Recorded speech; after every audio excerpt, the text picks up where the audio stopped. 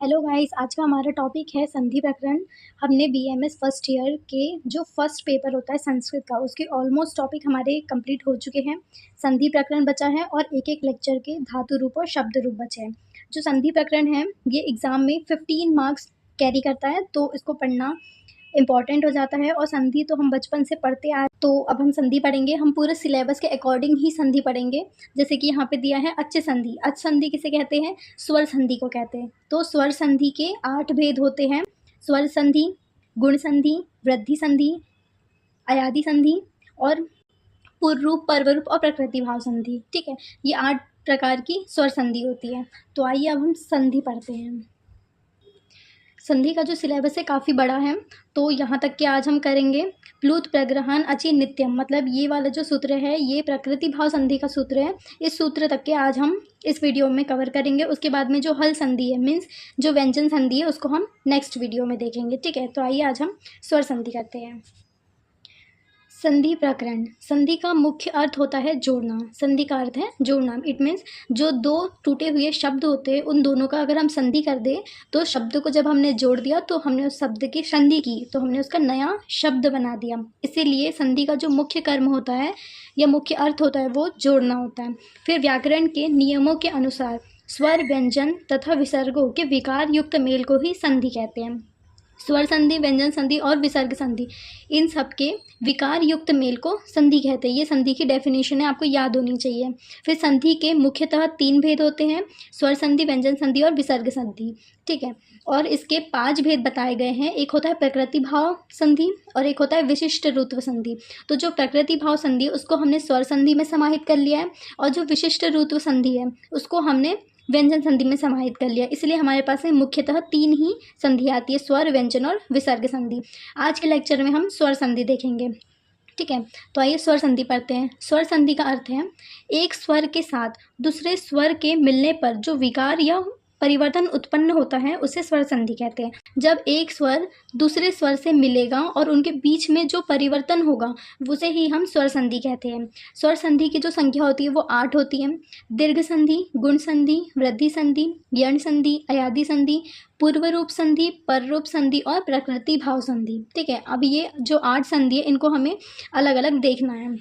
तो मैंने इसे अलग अलग नहीं बनाया है, तो मैं आपको डेफिनेशंस में आपको बोल के बताऊंगी। मैंने यहाँ पे सिर्फ सूत्र लिखे हैं और उनके कुछ एग्जांपल्स और जो मेन चीज़ आपको याद रखनी है वो लिख रखी है मैंने। ठीक है, और आपको भी ऐसे मेन चीज़ याद रखनी है। आपको सूत्र याद है संधि का, तो आपको उसका जो डेफिनेशन है वो भी याद हो जाएगी। जैसे कि पहली हमारे पास में दीर्घ संधि।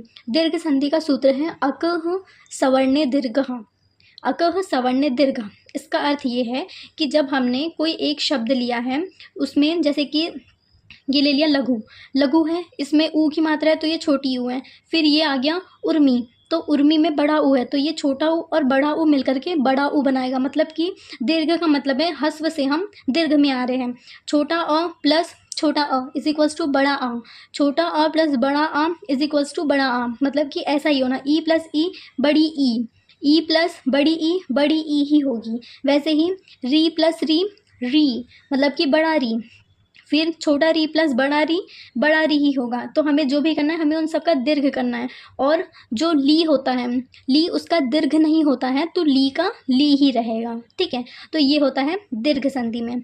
तो अकः सवर्णे दीर्घ, ये दीर्घ संधि होती है। इसका फिर से एग्जाम्पल देख लेते हैं। श्री धन इश में श्री में बड़ी की मात्रा लगी है और ये ई भी बड़ा ही है, तो श्रीश। फिर ये कविंद्र, तो कवि में जब हमने इसका संधि विच्छेद किया है तो कवि में छोटी की मात्रा लगी है, और यहाँ पे इंद्र ई ये भी छोटा है, तो छोटा ई और छोटा ई में करके बड़ा ई बन गया, तो कविंद्र। तो यहाँ पे कविंद्र में बड़ी की मात्रा लग गई। ठीक है, फिर ये लघुर्मी का तो एग्जाम्पल मैं बता चुकी हूँ। वैसे बहुत सारे एग्जाम्पल है इसके, जैसे कि और एग्जाम्पल अगर हम ले रहे तो जैसे कि सती धन इस शतीस, गुरु धन उपदेश गुरुपदेश, होत्य धन लकार होत्य लकार, वाणी धन इश वाणी, दया धन अवर्णम दयावर्ण, रत्न धन आकार रत्नाकार इत्यादि जो है बहुत सारे दीर्घ संधि के उदाहरण हैं। ठीक है, दूसरी संधि हम पढ़ रहे हैं अयादि संधि। वैसे सेकंड जो होती है वो गुण संधि होती है, लेकिन अभी हम ऐसा सीक्वेंस कर लेते हैं। तो अयादि संधि हम पढ़ रहे हैं, तो अयादि संधि का सूत्र होता है, सूत्र सबके लिए मस्ट है, सूत्र याद होने ही चाहिए।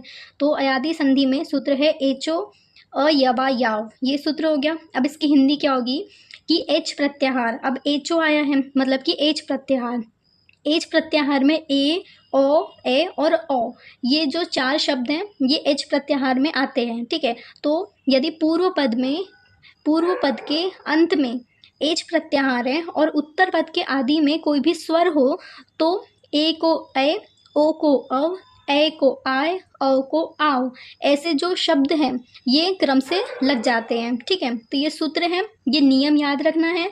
एच में ये इसमें चेंज होगा, ए जो है आई में होगा, ओ जो है वो अव में चेंज होगा, आई जो है वो में आय में चेंज होगा, औ जो है वो आव में चेंज होगा, ठीक है।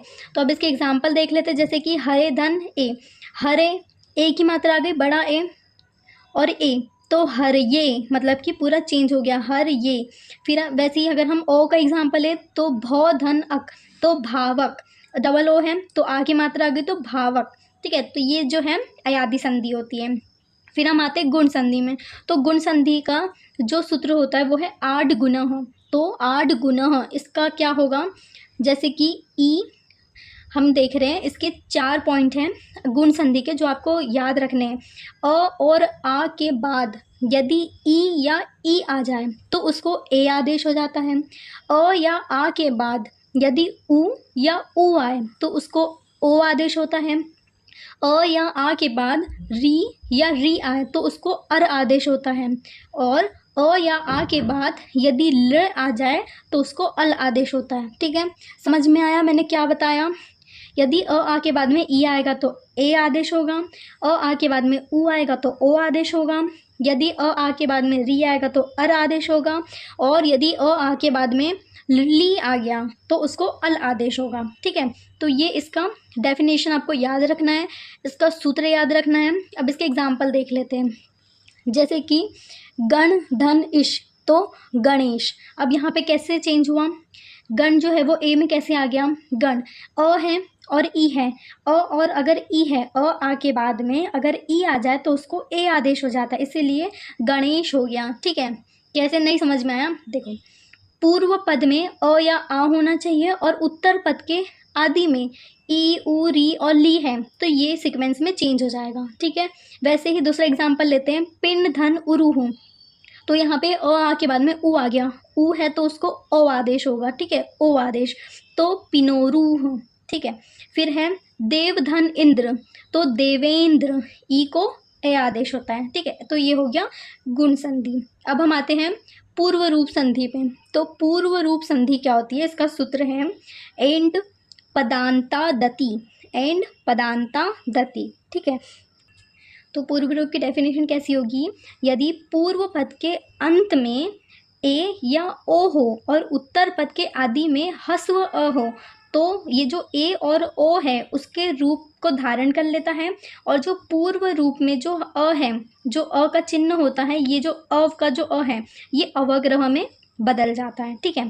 फिर से सुनो, पूर्व पद के अंत में यदि ए हो या ओ हो और उत्तर पद के आदि में हस्व अ हो, ठीक है, ये हस्व अ है, तो अगर ये है तो जो उत्तर पद है उसका हस्व अ जो है वो अवग्रह बन जाता है, और ये वाला जो है जैसे कि ए है इसमें ओ है तो ये ओ ही रहेगा, ए है तो ये ए ही रहेगा, ठीक है। ये चेंजेस नहीं होता, सिर्फ ये जो हस्व अ है वो अवग्रह में बदल जाता है, तो ये होता है पूर्व रूप संधि।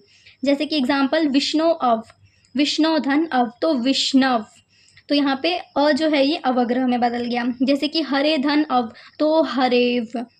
ऐसे बहुत सारे एग्जाम्पल है, जैसे कि रामो धन अयम, रामोयम, रामे धन अवहे, तो रामवहे, प्रभो धन अनुग्रहान, प्रभो अनुग्रहान, शिवो धन अर्च, शिवोर्च। ऐसे बहुत सारे एग्जाम्पल हैं जो पूर्व रूप संधि में आते हैं, ठीक है। फिर हम पढ़ेंगे वृद्धि संधि, तो वृद्धि संधि का सूत्र है वृद्धि रेची, ठीक है, ये सूत्र याद करना है, वृद्धि रेची वृद्धि संधि का सूत्र है। यदि पूर्व पद के अंत में अ या आ हो और उत्तर पद के आदि में ए, ओ और अ हो तो ए और ए को ए आदेश होता है, ओ और अ को अ आदेश हो जाता है, ठीक है। ये आपको सीक्वेंस याद रखना है।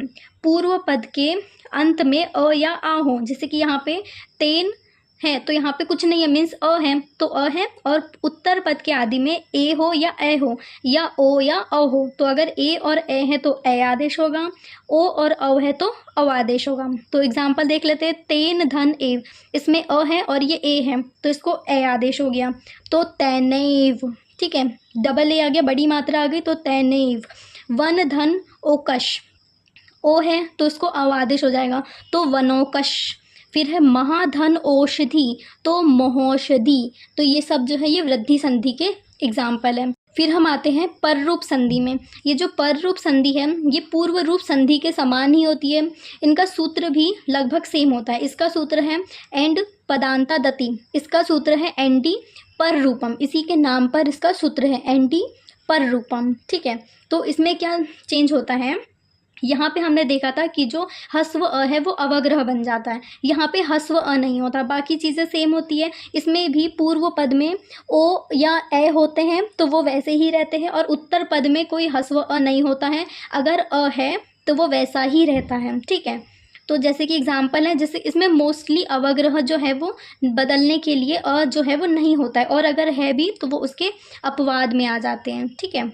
तो इसका उदाहरण देखेंगे, अवधन इहि तो अवेही, प्रधन एजते प्रेजते, शिवधन इहि शिवेही, तो इसमें कुछ अपवाद भी हैं। हल धन ईशा हलीशा, तो यहाँ पे ई की मात्रा आ गई, ये जो है ये दूसरी संधि आ गई इसमें, ठीक है। सार धन अंग सारंग, तो इसमें कोई चेंज नहीं हो रहा है, इसमें अ आ गया तो इसमें अवग्रह नहीं बदल रहा है, ठीक है। तो ये जो है ये पर रूप संधि हो गई। अब हम आते हैं यण संधि पे। तो यण संधि का सूत्र होता है इको यंची, तो इसमें इक प्रत्याहार जो है वो यण प्रत्याहार में चेंज हो जाता है, ठीक है। तो इसकी डेफिनेशन कैसे देखेंगे, जब पूर्व पद के अंत में ई या ई और उनके बाद में उन्हीं स्वरों को छोड़कर वो अन्य स्वर हो तो, मतलब कि ई हो तो वो य में चेंज हो जाता है। यदि पूर्व पद के अंत में उ या उ हो, उसके बाद उन्हीं स्वरों को छोड़कर कोई अन्य स्वर हो तो उ या उ जो है वो व में चेंज हो जाते हैं। फिर यदि पूर्व पद के अंत में री या री हो तो उसके बाद उन्हीं स्वरों को छोड़कर अगर अन्य स्वर है हो री या री के, तो उसके स्थान पर र हो जाता है। और जब ली के बाद ली को छोड़ देते हैं तो उनके अन्य स्वर, तो ली के स्थान पर ल आदेश हो जाता है, ठीक है। तो इक प्रत्याहार जो है वो यण प्रत्याहार में चेंज हो जाता है, तो ये यण संधि होती है। जैसे कि उदाहरण, मधु धन अरी तो मधुवरी, मधु था, ऊ की मात्रा लग गई ऊ, और यहाँ पे आ गया अ, तो ये जो ऊ है वो व में चेंज हो गया, और ये अ तो है ही, तो मधुवरी, मध आ गया और ऊ की जगह पे व आ गया, ठीक है, और अ का लोप हो गया तो मधुवरी। धात्र धन अंश, तो ये री है तो धात्रांश हो गया, ठीक है, धात्र धन अंश, तो री का र हो गया तो र की रेफ लग गई तो धात्रांश। वैसे ही और बहुत सारे एग्जाम्पल हैं, जैसे कि दधि धन आनय तो दध्यानय, अभी धन उदय अभ्युदय, अनुधन अय तो अन्वय, प्रतिधन एकम प्रत्येकम, सती धन अपि सत्यपि। ऐसे बहुत सारे एग्जाम्पल जो है ये यण संधि में आते हैं, ठीक है। फिर हमारे पास लास्ट संधि बची है अब प्रकृति भाव संधि। जो प्रकृति भाव संधि होती है इसका सूत्र है प्लूत प्रग्रहान अचि नित्यम। मैंने कहा था सिलेबस में दिखा करके कि हम ये जो प्लूत प्रग्रहान अचि नित्यम है ये हम लास्ट पढ़ेंगे आज का सूत्र, उसके बाद हम कल से देखेंगे। तो अभी जो प्रकृति भाव संधि है उसी का ये सूत्र है प्लूत प्रग्रहान अचि नित्यम। अभी प्रग्रहान, तो प्रग्रहान क्या चीज़ होती है, प्रग्रहान जो होता है ना वो ऐसा शब्द होता है, ये संधि का ही शब्द होता है, लेकिन ये द्विवचन में, एकवचन और जितने भी वचन है किसी में भी ये चेंज नहीं होता है, जैसा रहता है वो वैसा ही रहता है, ठीक है। जो चीज़ यहाँ पे दी है उसी को हमको विकसित करके वैसा ही लिखना है, तो ये प्रकृति भाव संधि में आता है। तो प्रग्रहान का मतलब ही वही है कि जो चेंज ना हो, ठीक है। जैसे कि एग्जाम्पल देखते हैं, हरि धन एतो, हरि एतो, कुछ नहीं हुआ, सिर्फ यहाँ का प्लस हट गया है। फिर है विष्णु धन इमो तो विष्णु इमो, ऐसे जितने भी शब्द हैं प्रकृति भाव संधि के उसमें सिर्फ धन हट जाएगा और बाकी वो जो शब्द हैं वो एज इट इज़ वैसे ही रह जाएंगे। तो यही होती है प्रकृति भाव संधि। तो हमने जो स्वर संधि है ये कंप्लीट कर ली, ठीक है। तो आई विश कि आपको स्वर संधि अच्छे से समझ आई हो। हमने स्वर संधि के जो 8 प्रकार पढ़े इन सब के सूत्र आपको याद होनी चाहिए, जो डेफिनेशंस बताई हैं और जो मोस्ट इम्पॉर्टेंट डेफिनेशन थी उनको बॉक्स में बंद करके आपको मैंने समझाया है कि ये ऐसी होती हैं, ठीक है। तो आपको सारी डेफिनेशंस याद होनी चाहिए, एग्जाम्पल आपको देख के समझ आ जाना चाहिए कि ये कौन सी संधि का है, ठीक है। तो ये हमारी स्वर संधि आज कंप्लीट होगी। अभी नेक्स्ट वीडियो में हम व्यंजन संधि देखेंगे। So thank you for watching.